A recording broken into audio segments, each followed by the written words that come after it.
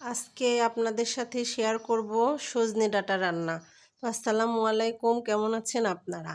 তো সজনে ডাঁটাটা রান্না করার জন্য আমি এখানে প্রথমে কড়াইতে কিছু কাঁচামরিচ, পেঁয়াজ আর কিছু আলু আমি আগে থেকে একটু ভেজে নিয়ে তার ভিতরে সজনে ডাঁটাটা দিয়ে এই তো আর অন্যান্য মশলাপাতি দিয়ে যেমন লবণ, হলুদ, মরিচের গুঁড়া এগুলো দিয়ে আর দিয়েছি সরিষা বাটা দিয়ে একটু ঢাকা দিয়ে এই তো আমি আবারও নাড়াচাড়া করে নিচ্ছি।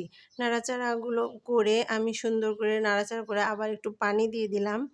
পানি দিয়ে আমি আবার একটু সুন্দর করে নাড়িয়ে নিচ্ছি। আসলে রান্নাতে গরম পানি ইউজ করি আমি। ঝোল দিয়েছি গরম পানি দিয়ে। গরম পানি দিয়ে ঝোল দিয়ে এখন আমি মাছ দিয়ে দিব। উপরে আমি কাতল মাছ দিয়ে রান্না করছি। কাতল মাছগুলো আমি আসলে ভেজে নিয়েছি। ভেজে নিয়ে আমি এই তো তরকারির উপরে দিয়ে দিচ্ছি। আসলে রান্নাতে মাছটা ভেজে দিলে সুন্দর হয়। তো আমি এখন ঢাকনা দিয়ে ঢেকে দেব।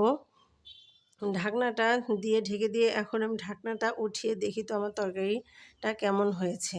তো দেখতে মাশাআল্লাহ ভালোই হয়েছে। তো আবার একটু ঢাকনা দিয়ে ঢেকে দিলাম। এখন আবার ঢাকনাটা তুলে আমি তরকারিটা দেখছি। তো আপনাদের কাছেও কেমন লাগছে আমার তরকারিটা রান্নাতে? এভাবে সজনা রান্না করলে ভালো লাগে। সজনে ডাঁটা অন্যভাবেও রান্না করা যায়, শুধু রান্না করা যায়, ছোটো মাছেও দেওয়া যায়, ডাল দিয়েও খাওয়া যায়। তো আমার তরকারিটা কেমন হয়েছে বলবেন।